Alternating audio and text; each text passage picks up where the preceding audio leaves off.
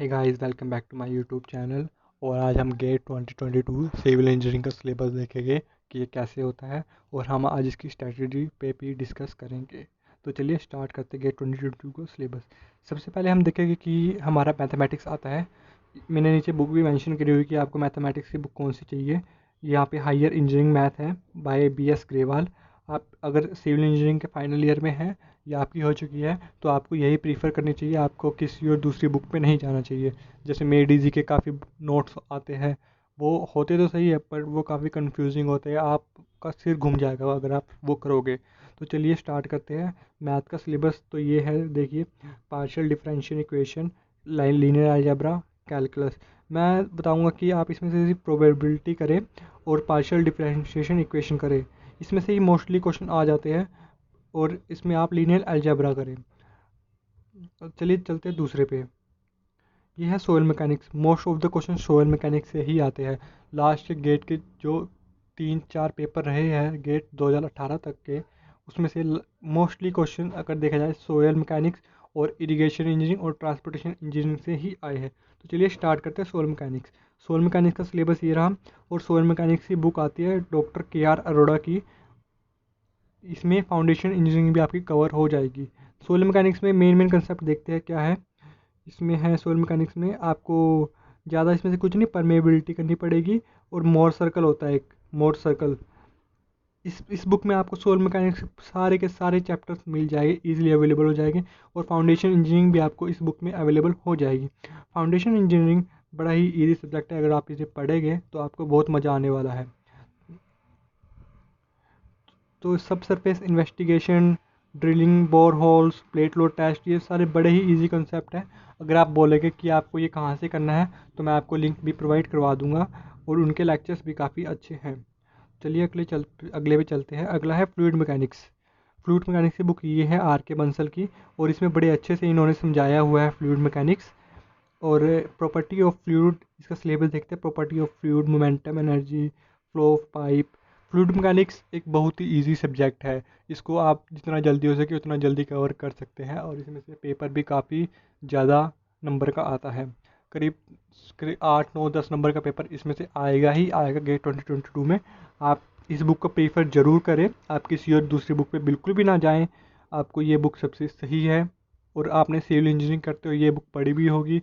इसके न्यूमेरिकल्स, इसकी लाइंस, इसकी डेफिनेशंस बहुत अच्छी तरह डॉक्टर RK बंसल ने दे रखी है। चलिए अब चलते हैं इरिगेशन इंजीनियरिंग पे।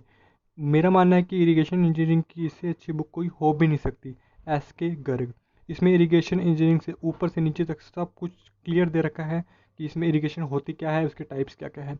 इरिगेशन का एक बहुत बड़ा ज़्यादा ही रोल है गेट 2022 में, क्योंकि गेट 2021 में इसका बहुत सा पोर्शन आया था और काफ़ी इजी मार्क्स का आया था। मुझे लगता है कि आपको इरिगेशन, फ्लूइड मैकेनिक्स और इंजीनियरिंग मैथमेटिक्स के 2 चैप्टर और soil mechanic and foundation engineering को आपको कवर करके ही जाना चाहिए। अगर आप इन्हें जल्दी कवर कर लेंगे तो आप गेट में एक अच्छी रैंक सिक्योर कर सकते हैं। सबसे पहले इसके देखते हैं कि इसमें क्या है। ग्रेविटी डैम, स्पिलवेज डिज़ाइन, ये हो जाएगा, ज़्यादा मुश्किल नहीं है। चलिए अब चलते हैं एनवायरनमेंट इंजीनियरिंग पे। अब एनवायरनमेंट इंजीनियरिंग है water and waste, quality treatment, air pollution, municipal solid. आप इनमें से कोई 2 कंसेप्ट कर लीजिए, जैसे air pollution, municipal solid waste. अगर आप इन दोनों को कर लेंगे ना तो आपका आधा, करीब करीब 60% एनवायरनमेंट इंजीनियरिंग कवर हो जाएगा।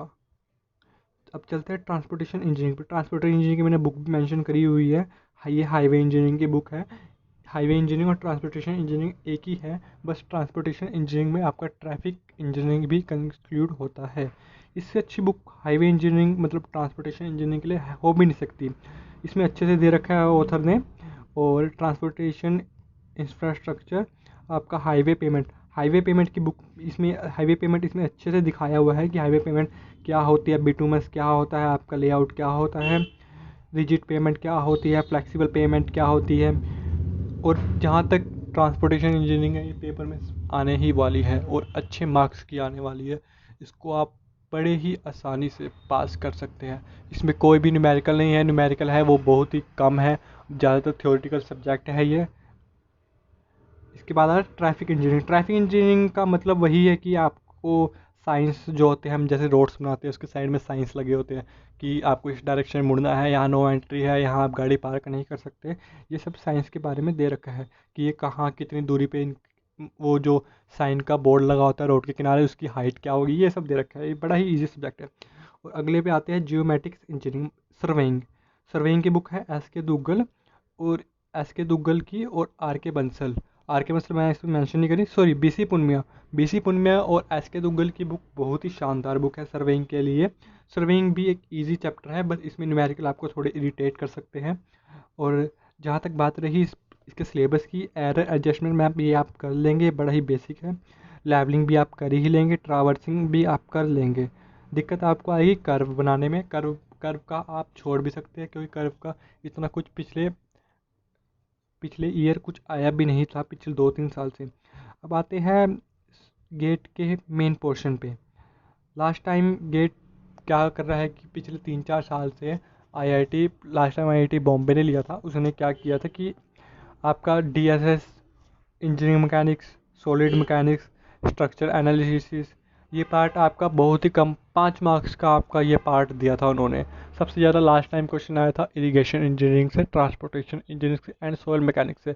सोयल मैकेनिक्स से बहुत ज़्यादा क्वेश्चन आए थे पिछली बार। चलिए देखते हैं इंजीनियरिंग मैकेनिक्स। इंजीनियरिंग मैकेनिक्स थोड़ा टफ सब्जेक्ट है, क्योंकि इसको कोई भी पढ़ता नहीं है आसानी से। सिविल इंजीनियरिंग वाले तो खासकर इसे बिल्कुल भी नहीं पढ़ते हैं। रही बात सॉलिड मैकेनिक्स की, सॉलिड मैकेनिक्स में आप बड़ा ही बेसिक सा कंसेप्ट है, simple bending, truss, displacement method, slope reflection method. ये बड़ा ही आरामदायक सब्जेक्ट है। मतलब आपने अगर थर्ड सेमेस्टर पढ़ा होगा तो आपने correct beam, stress, bending movement निकालना, ये सब आपने किया होगा। ये बड़ा ही बेसिक कंसेप्ट है, ये आप कर लेंगे। अब आते हैं CPMP, construction planning and management, जिसे कंस्ट्रक्शन मटेरियल एंड मैनेजमेंट भी बोला जाता है। ये सब्जेक्ट आपका सिविल इंजीनियरिंग में 6 सेमेस्टर में आता है, और ये सब्जेक्ट काफ़ी मुश्किल है, और इसमें से गेट भी 3-4 मार्क्स से क्वेश्चन पूछ लेता है। तो रही बात गेट 2022 की, इसकी स्ट्रेटजी मैंने आपको बता दी है। आप ज़्यादा प्रीफ्रेंस किसे दें किसे ना दें। मेरा मानना है कि आप मैथमेटिक्स के 2 चैप्टर को ही ध्यान में लेके चले। और मैथमेटिक्स की बुक्स है जो BS ग्रेवल, इसमें सब कुछ दे रखा है। इसके 3 वॉल्यूम आते हैं, आप देख के लेना इसकी वॉल्यूम।